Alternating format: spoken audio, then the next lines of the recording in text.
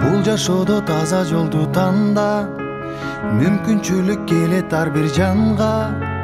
Өзүм дебей бул өмүрдө күйүп, эмгегиңдин элиң үчүн арына.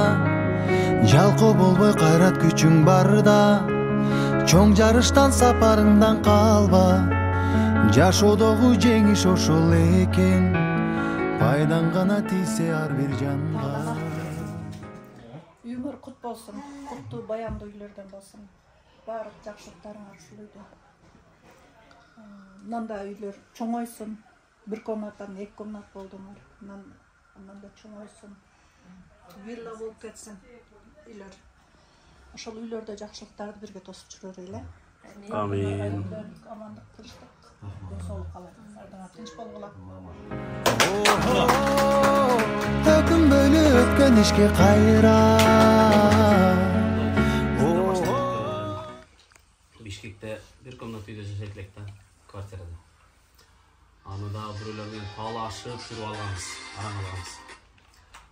Анан уктабай салайын десем, 2 кызым тең кичинекей маалы үндөрү ачуу чыгат. Анан эч тынч ойнобойт. Чыры чыктар эле болуп. Эч уйку көрбөйт эле да. Ушу 2 комнат квартирага чыгып кетсе экен деп тилейт элем да. Үй алайлы эмес, үй алайлы бuyakta турсун, 2 комнат квартира таап алсак экен деп элек. Ошентен үйгө жеткирди. Анан жери үй болсок дейт экенбиз. Жериге жеткирди. Анан эгер азыраак комнат болуп калды, көбүрөөк комнатка жетсе экен дейт экенбиз. Кудай тилек кыла берсеңер, ниет кыла берсеңер, ошентип кете берет акырын тепкич менен. Талгаптар да ошо тепкич менен келатат. Квартирада турушту.